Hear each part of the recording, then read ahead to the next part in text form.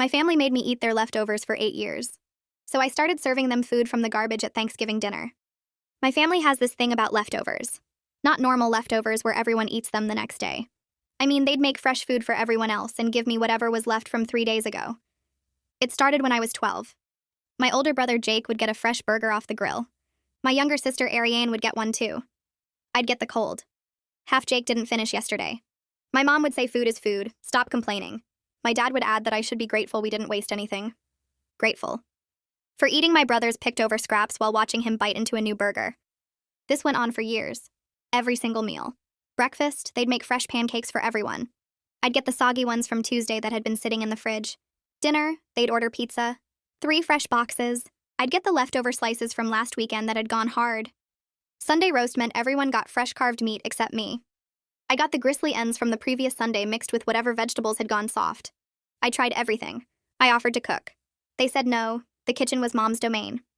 I tried buying my own food. They'd throw it out saying we don't waste money on duplicate groceries in this house. I got a mini fridge for my room. My dad removed it saying I was being selfish and dividing the family. The worst part was birthdays. On Jake's birthday, fresh 3-layer chocolate cake. On Ariane's birthday, fresh strawberry cheesecake. On my birthday, leftover pieces from both their birthdays frozen and thawed out, with candles stuck in it like that made it special. My mom would say at least you get 2 kinds of cake. When I turned 18 and got a job, I thought things would change. Nope. I'd come home from 8-hour shifts to find everyone had eaten fresh grilled chicken while a plate of 4-day-old spaghetti sat waiting for me. The spaghetti Jake had already picked all the meatballs out of. The spaghetti that had that weird fridge taste.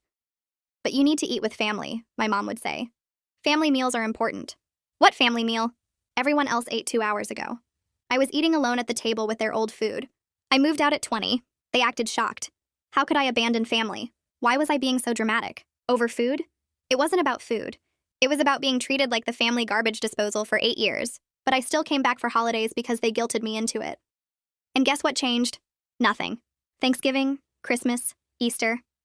Everyone got fresh everything while my plate was literally their leftovers from lunch arranged to look like dinner. Last Thanksgiving was my breaking point. I watched my mom serve everyone fresh turkey, fresh stuffing, fresh everything.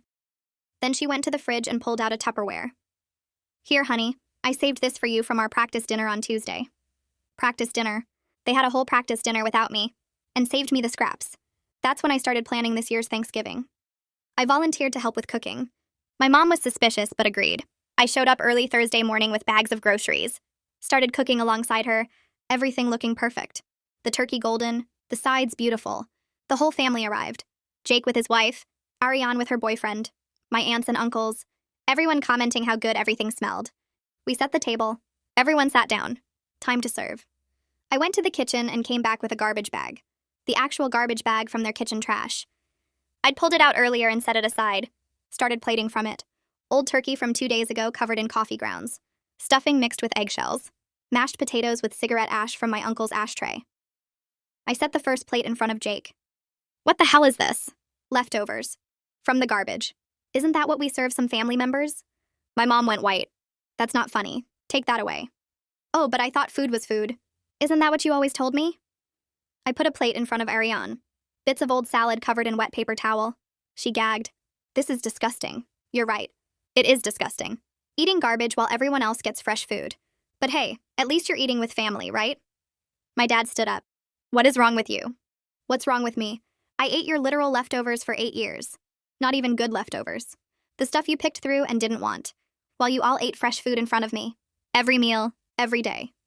But this is garbage, Jake's wife said. Not understanding yet. So was making a 12-year-old eat your cold, half-eaten burger while you got a fresh one. So was serving me frozen birthday cake from 2 months ago. So was having a practice Thanksgiving without me and saving me the scraps. My mom tried to defend it. We were teaching you not to waste food. Everyone else wasted food constantly. You just threw it away after picking out what you wanted. The only difference was you made me eat it instead of tossing it. My aunts and uncles were silent. They'd eaten here dozens of times. They'd seen it. They'd said nothing. I went back to the kitchen and what I brought out shocked them.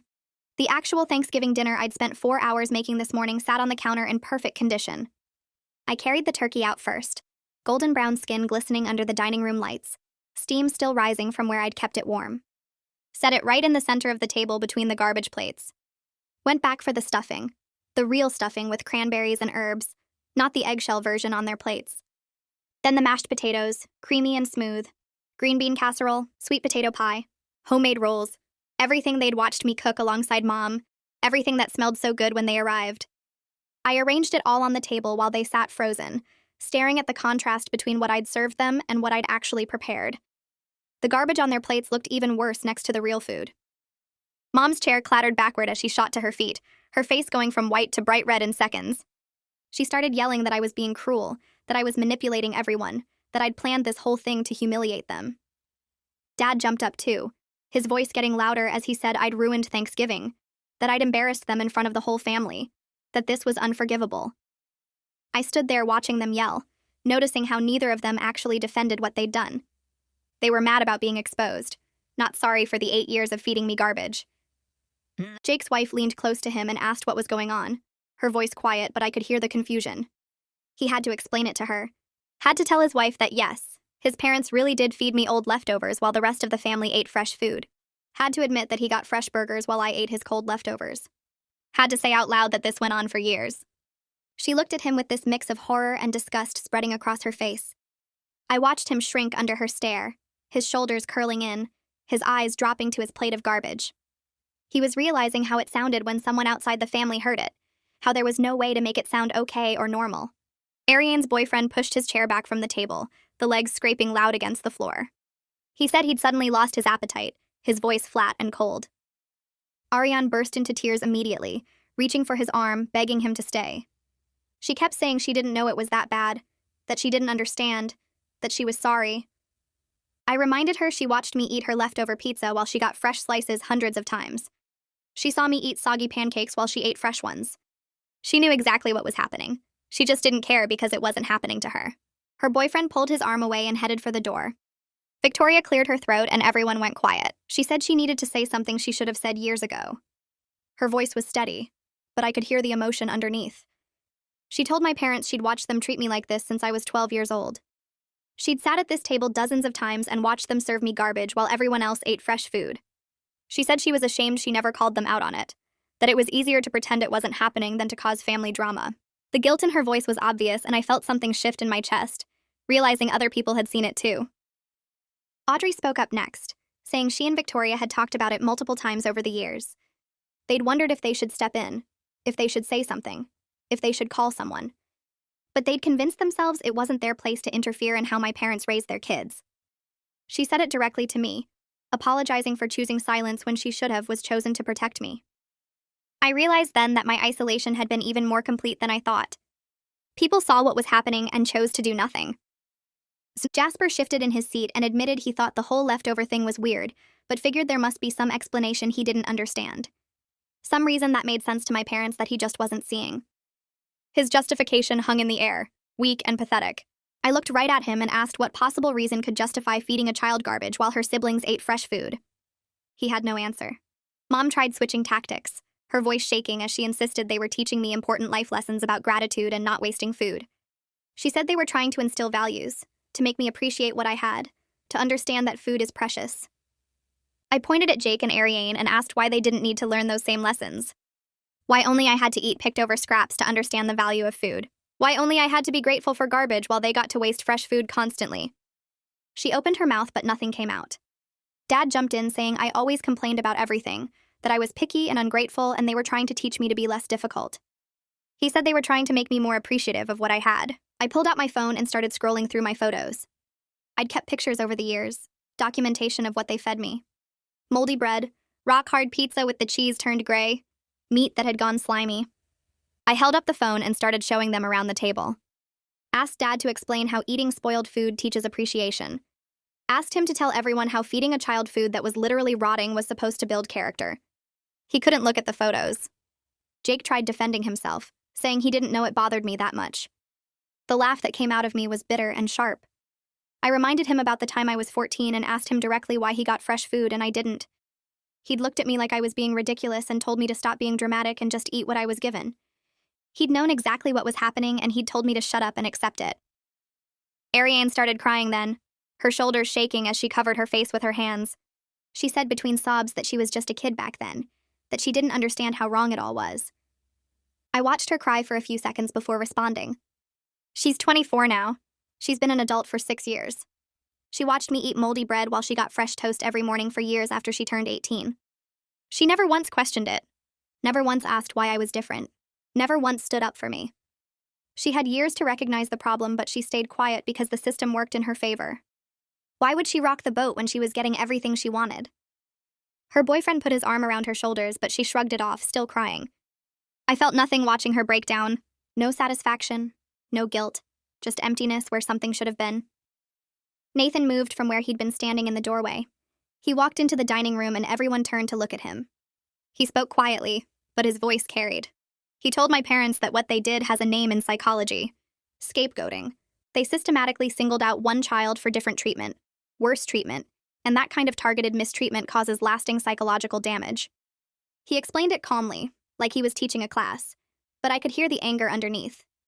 He said they chose me as the family scapegoat and trained everyone else to see that as normal. The room went silent except for Ariane's crying. Mom's face went red and she turned on Nathan fast. She told him he doesn't understand our family, that he needs to stay out of family business. Her voice got shrill. She said he had no right to come into her home and make accusations about how she raised her children.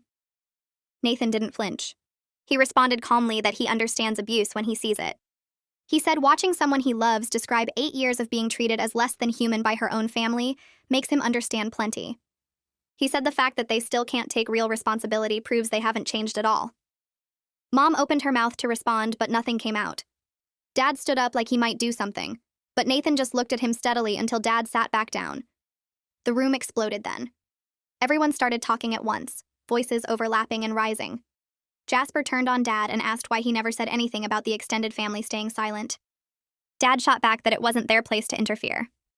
Jasper said watching a child be mistreated and doing nothing makes you part of the problem. Victoria jumped in saying she already apologized for her silence. Jake and Ariane started arguing across the table.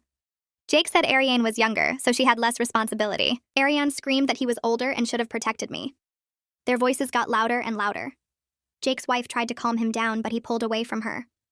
Ariane's boyfriend looked around the table like he couldn't believe what he was seeing. The aunts started defending themselves to each other.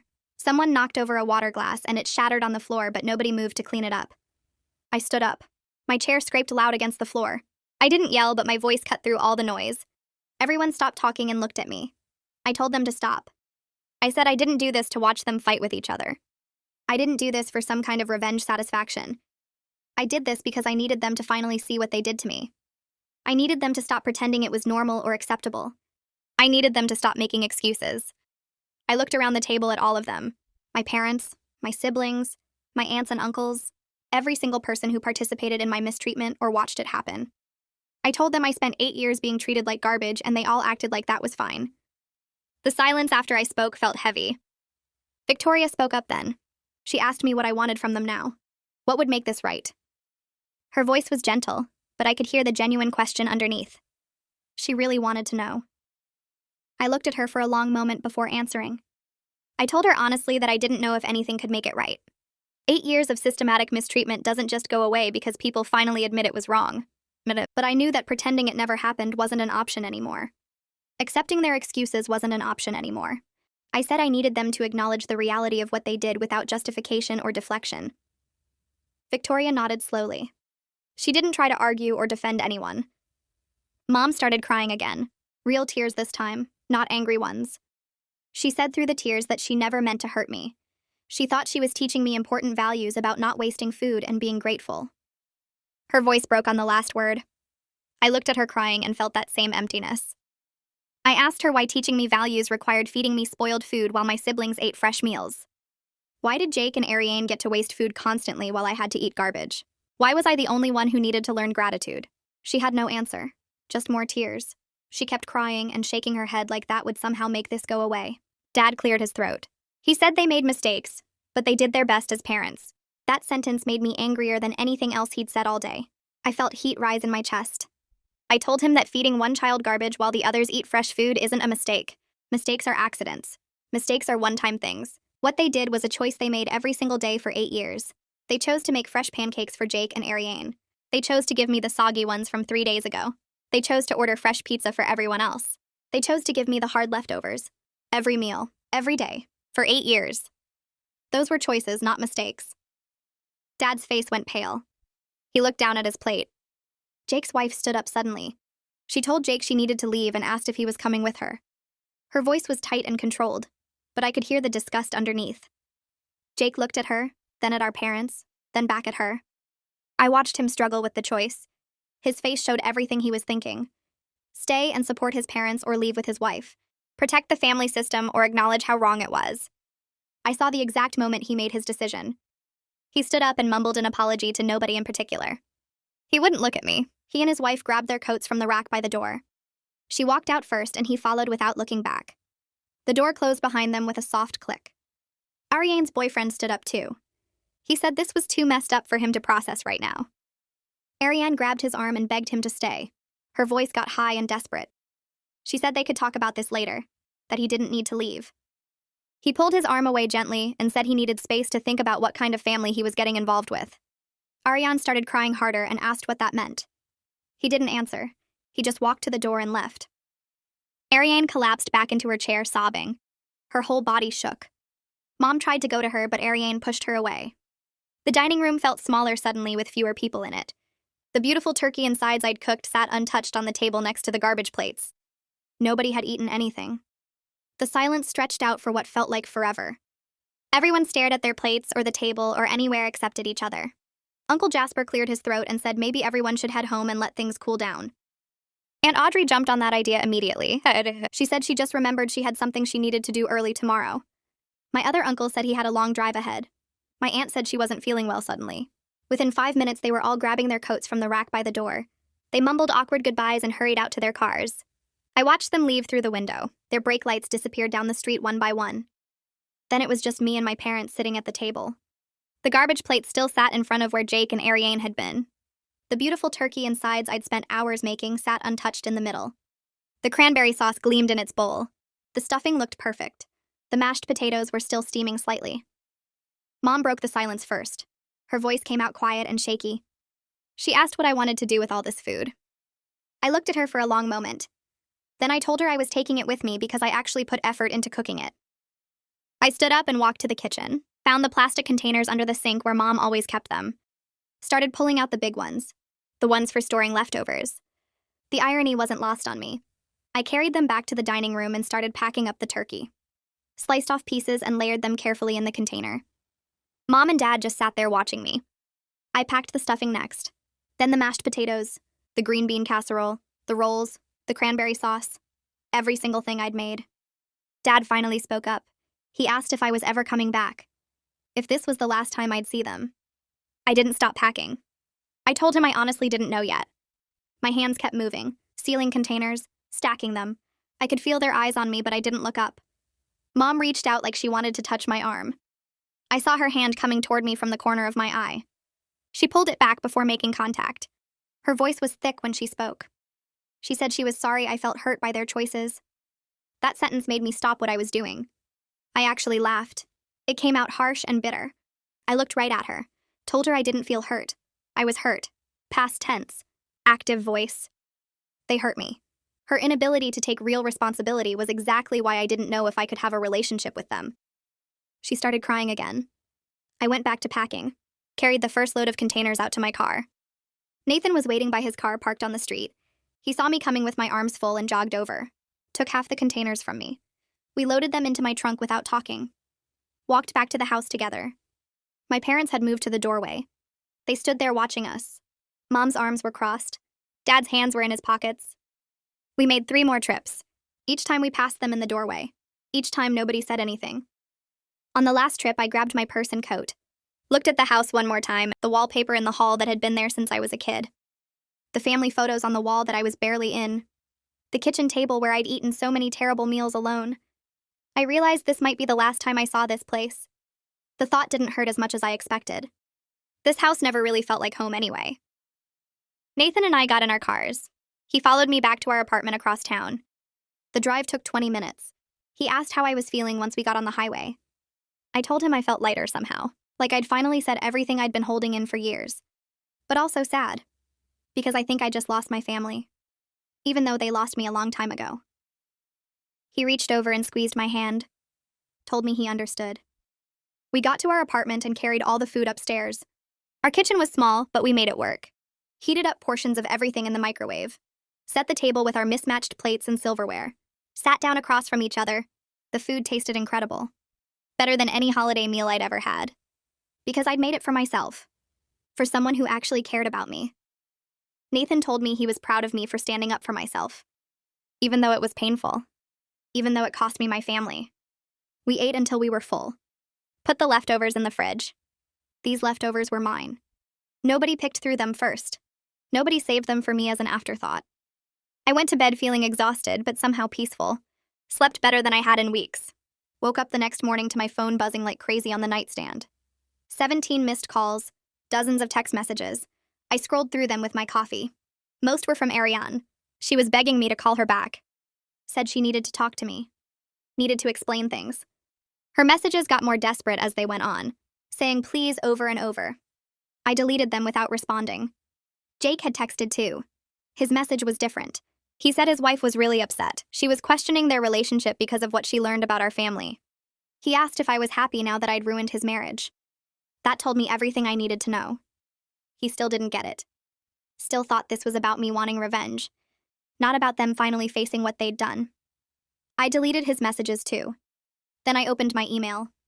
Mom had sent a long message sometime around 3 in the morning. The subject line said we need to talk. I started reading. It was full of explanations and justifications.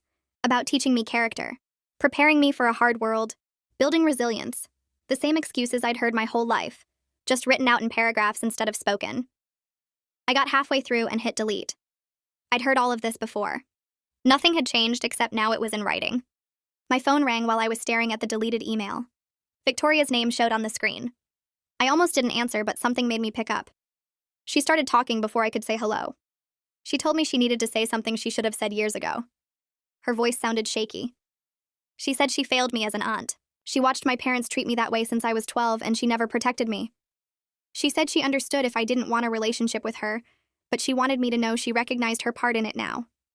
The complicity. That word hit different coming from her. I sat down on the couch.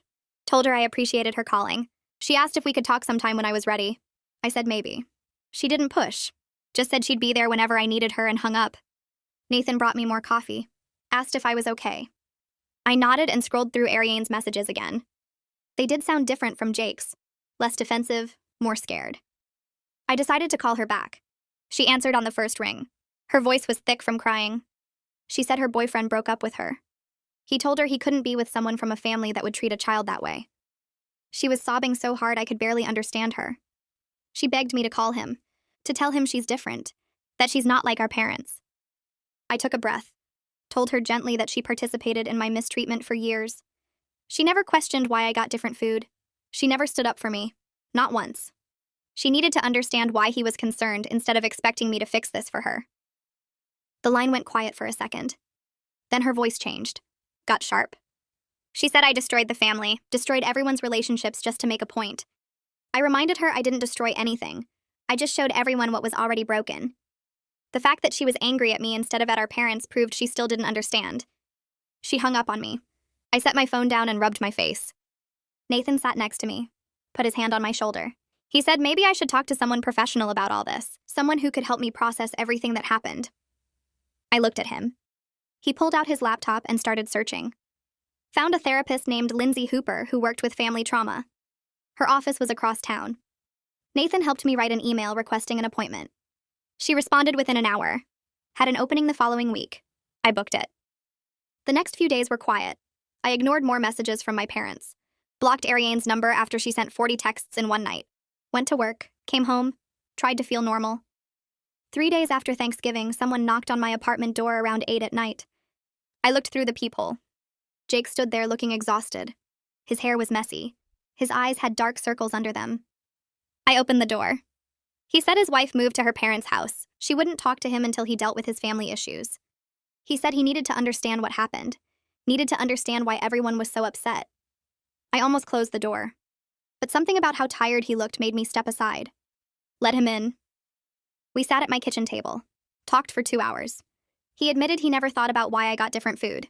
He just accepted it as normal because that's how things always were in our house. He said watching his wife's face at Thanksgiving made him realize how wrong it was, made him see it through someone else's eyes for the first time. I asked him about specific things: the birthday cakes, the practice Thanksgiving, the mini fridge Dad took away. He remembered all of it, just never connected it to anything bad. He apologized. Actually apologized. Not the fake kind where someone says sorry you felt that way. A real apology. He said he couldn't undo the past, but he wanted to do better going forward. Then he told me he started seeing a therapist himself, to work through his privilege, his complicity. Those were his words. I told him I appreciated his apology, but I needed time before we could have a real relationship. He nodded, said he understood. Then he asked if I'd be willing to talk to his wife at some point, to help her understand he was serious about changing. I said maybe eventually. He thanked me and left. I locked the door behind him and leaned against it. Nathan asked if I was okay. I said I didn't know yet. The following week, I drove to Lindsay's office for my first therapy session. The waiting room had comfortable chairs and plants. Lindsay came out to get me. She was younger than I expected, maybe 40. She had kind eyes. We went into her office and sat down. She asked me to tell her why I was there. I started with Thanksgiving, then went back to the beginning. The 8 years of leftovers, the birthday cakes, the mini fridge, all of it. She listened without interrupting. When I finished, she was quiet for a minute. Then she said what my parents did wasn't just about food. It was systematic devaluation.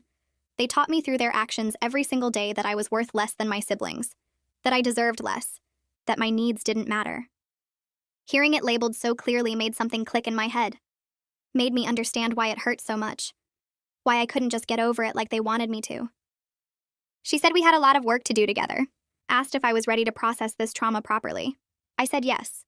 For the first time in days, I felt like maybe I could actually heal from this. Not forget it, not pretend it didn't happen, but actually work through it and come out okay on the other side.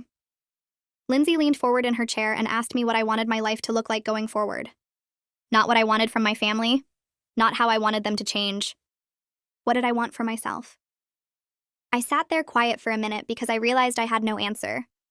I'd spent so much time being angry and hurt that I never thought about what healing actually looked like, never imagined what being happy might feel like. She gave me homework. Write down 3 things I wanted in my life that had nothing to do with my family. 3 things just for me. Over the next few weeks, I started blocking my family's messages. My phone would buzz constantly with texts from Mom, Ariane, even Jake. Voicemails piled up. I'd feel guilty every time I saw the notifications. Lindsay helped me understand that I didn't owe them immediate forgiveness just because they were family. Setting boundaries wasn't cruel. It was healthy. It was necessary. Nathan showed me how to set up filters so their messages went to a separate folder. I could check it when I felt ready, not when they demanded my attention. I was at work 3 weeks after Thanksgiving when Ariane showed up in the lobby. I heard the commotion before I saw her. She was yelling my name, demanding the receptionist call me down. Security was already moving toward her. I came out of the elevator and saw her red-faced and crying. She spotted me and rushed over. "You need to talk to me right now. You need to fix what you broke. Fix our family." Security grabbed her arms gently but firmly. "Ma'am, you need to leave." She fought against them, still screaming at me. "This is your fault. Everything falling apart is because of you." They walked her toward the door while she twisted around to keep yelling. My coworkers stared. My boss came out of his office looking concerned. I stood there shaking as they got her outside. That's when I realized Ariane wasn't actually sorry. She was just mad about the consequences. That night, I sat at my computer and wrote an email to my entire family. Subject line: boundaries. I kept it simple. No unannounced visits to my home or workplace. No showing up without permission. No sending messages through Nathan or his family. No third-party contact through friends or extended family. I would reach out when and if I was ready to talk. They needed to respect my timeline, not theirs. Mine. I hit send before I could second-guess myself. Mom responded in under 5 minutes. A long email about how I was being unreasonable, how families work through problems together, how I was tearing everyone apart by refusing to communicate, how she raised me better than this. I read it once and felt my chest get tight. Nathan found me staring at the screen. He read over my shoulder and then gently closed the laptop. He showed me how to set up filters so Mom's emails went straight to a folder I could check later. When I was emotionally ready. Not when she decided to bombard me. Victoria was the only one who respected my boundaries completely. She sent one text: "I'm here whenever you're ready. No pressure, no guilt, no demands." Then silence. Nothing for days, nothing for weeks. The quiet from her made me more willing to eventually talk to her than all of Ariane's screaming or mom's guilt trips ever could. She was showing me what respect actually looked like. My next therapy session with Lindsay focused on grief. She helped me see that I was grieving the loss of my family. But not the family I actually had. The family I wished I'd had. The parents who would have fed me fresh food and treated me equal to my siblings. The brother and sister who would have stood up for me. I wasn't losing something good. I was releasing something that had been hurting me for years. The grief was real, but it was complicated. Mourning people who were still alive but had never really been there for me anyway. Nathan came home from work one evening in early December with an idea. He asked if I wanted to host our own holiday dinner. His parents, his sister, maybe a few close friends. People who actually cared about me. People who treated me like I mattered. We could make new traditions. Better traditions. The idea made something warm spread through my chest, creating something positive instead of just running from something negative. I said yes before he even finished explaining his plan. My phone buzzed with a text from Jake a few days later. Can we meet for coffee? I promise to respect whatever boundaries you set. Just want to talk if you're willing. I stared at the message for a long time, showed it to Lindsay at my next session. She asked what I wanted to do, not what I should do, what I actually wanted. I decided I'd meet him. Public place. I could bring Nathan if I wanted. I could leave anytime. I texted back and we set it up for Saturday morning. The coffee shop was busy when I arrived. Jake was already sitting at a corner table. He looked different. Tired. His hair was messier than usual. He stood up when he saw me but didn't try to hug me or get too close. I sat down across from him. We ordered drinks. The first few minutes were awkward. Neither of us knew how to start. Then he told me he'd been seeing a therapist for a month, working through his privilege, his complicity. Those were his actual words. He talked about unpacking how he never questioned why I got different treatment, how he just was accepted it as normal because it benefited him. His wife was willing to try counseling with him. He said he didn't deserve that chance, but he was grateful for it. He looked me in the eye and said he was sorry. Not sorry I felt hurt. Sorry for what he did. For what he didn't do. For 8 years of watching me suffer and doing nothing. I sat there holding my coffee and watching him, trying to figure out if this was real or if he was just saying what he thought I wanted to hear. But something about how uncomfortable he looked. How he didn't try to make excuses or rush me to forgive him. It felt different from before. It felt like maybe he was actually starting to understand. I told Jake I appreciated him working on himself, but I wasn't ready to have him in my life regularly yet. He nodded and said he understood. No arguments or guilt trips about how I should give him another chance. That simple acceptance felt like more respect than he'd shown me in our entire childhood. We finished our coffee and he walked me to my car without trying to hug me or make promises about the future. A week later, Victoria called to say Ariane had sent me a letter and asked if she could drop it off. I said yes, even though I knew it was probably manipulative to use Victoria as a messenger. The letter arrived the next day, and I sat at my kitchen table staring at the envelope for 10 minutes before opening it. Ariane's handwriting covered 3 pages front and back. She wrote about how I was tearing the family apart and making everything about me when other people were hurting too. She said her boyfriend left because of what I did at Thanksgiving, and now she was alone because I needed to make some big dramatic point. The whole thing blamed me for exposing the problem instead of blaming our parents for creating it. I brought the letter to my next session with Lindsay, and she helped me see that Ariane was still centered on her own pain, instead of taking any real responsibility. Ariane wanted me to fix things and make everyone comfortable again without anyone actually changing. I decided not to respond because anything I said would just give her more ammunition to paint herself as the victim. 2 days after Ariane's letter, my parents sent their own message through regular mail. The envelope had both their names written in my mom's careful handwriting, but the letter inside looked like someone else wrote it. Every sentence hit the right notes about taking responsibility and acknowledging harm. They used words like accountability and impact and generational trauma. It felt coached like a therapist or counselor told them exactly what to write. I appreciated the effort because at least they were trying, but it didn't feel personal or genuine. The words were right, but they felt empty, like reading a script instead of hearing actual remorse. I put the letter in a drawer and didn't respond because I wasn't ready to engage with performed apologies. Nathan came home that evening and found me cooking dinner with more energy than I'd had in weeks. He asked what changed, and I told him I wanted to host our own holiday dinner in December. We could invite his parents and his sister and Victoria and a couple of my close friends. Maybe Jake and his wife if they wanted to come. We'd make new traditions with people who actually cared about me instead of people who treated me like garbage. Nathan hugged me and said that sounded perfect, and he'd help with whatever I needed. We spent the next 3 weeks planning the menu and decorating our apartment and sending invitations. Victoria said yes immediately and offered to bring her famous apple pie. Jake texted asking if the invitation was real, and I told him yes, but he needed to respect that this was my space with my rules. He agreed without hesitation. Nathan's family responded within hours saying they wouldn't miss it. My two closest friends from work both cleared their schedules. The morning of our December dinner, I woke up excited instead of anxious. Nathan and I spent hours in the kitchen cooking together and laughing about nothing important. His parents arrived first with wine and flowers and hugs that felt genuine. His sister brought homemade rolls that smelled incredible. Victoria showed up with her pie and a gift bag full of fancy coffee she knew I loved. My friends came together bringing a cheese board they'd assembled. Jake and his wife arrived last, looking nervous but grateful to be included. We all gathered around our small dining table that we'd extended with a folding table to fit everyone. The food covered every surface and it was all fresh and made with care. I looked around at these people who chose to be here because they wanted to support me, and I felt something warm and solid settle in my chest. This was what family was supposed to feel like. People who showed up because they cared, not because they were obligated. People who treated me like I mattered. We ate and talked and laughed for hours. Jake's wife pulled me aside while we were clearing plates and thanked me quietly for giving Jake a chance to show he was changing. She said she could see the work he was doing in therapy, and it gave her hope for their marriage. She apologized for what I went through growing up and said she wished she'd known sooner so she could have said something. Her words felt sincere, and I told her I appreciated her being honest with Jake about how serious this was. Later, Victoria found me in the kitchen washing dishes and said she needed to tell me something. She'd cut off contact with my parents until they did real work on themselves. She said watching my courage and confronting them made her realize she'd enabled their behavior for too long by staying silent. She was done being complicit in their treatment of me. I hugged her tight and felt grateful to have at least one person from my original family who understood. After everyone left, Nathan and I collapsed on the couch surrounded by leftovers and dirty dishes. We were too tired to finish cleaning. He told me he'd never seen me this relaxed and joyful. I realized I'd been carrying the weight of my family's dysfunction for so long that I forgot what lightness felt like. This dinner with people who actually loved me felt like breathing clean air after years of choking on smoke.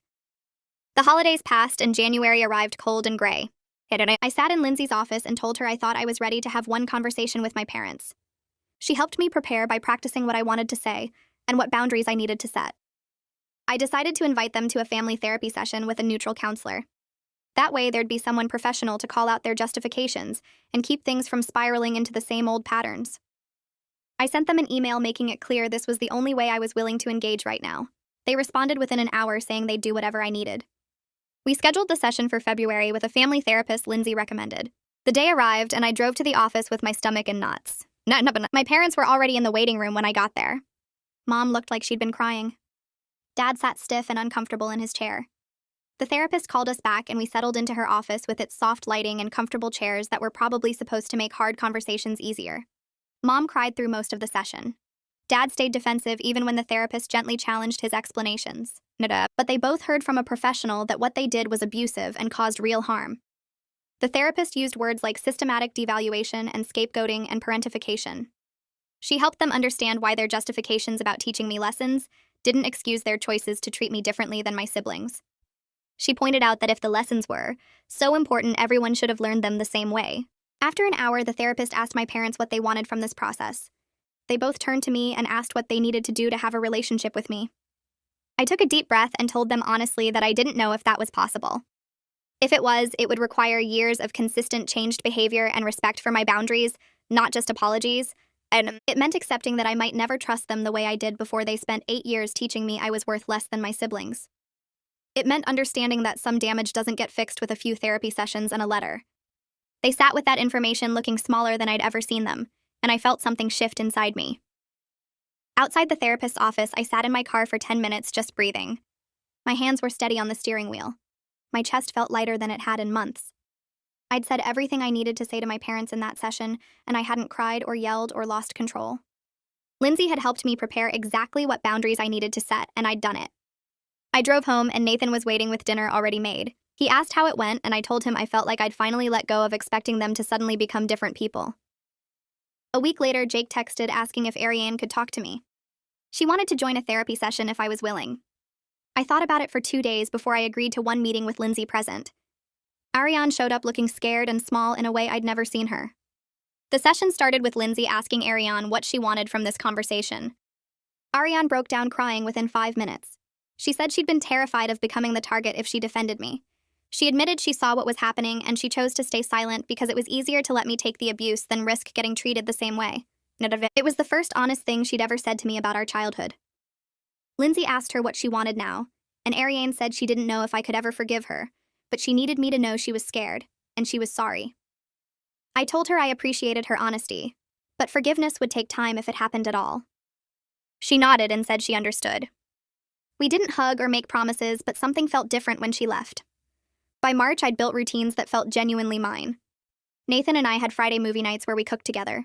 Aunt Victoria came over for Sunday brunch every other week. Jake texted occasionally, and I responded when I felt ready. My parents sent emails every few weeks respecting the boundaries I'd set, and I answered some of them. It wasn't reconciliation, but it was progress. I had friends from work who knew my whole story and still wanted to spend time with me. I had people who treated me like I mattered without making me earn basic respect. Easter weekend arrived, and Nathan suggested we skip the family drama and go to the beach instead.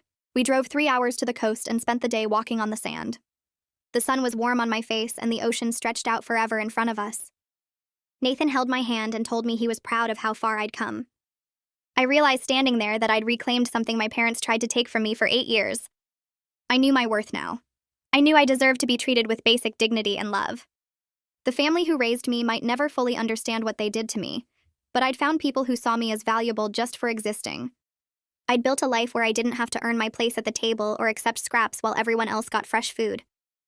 I looked at Nathan and smiled, and for the first time in my life, I felt like I was exactly where I was supposed to be.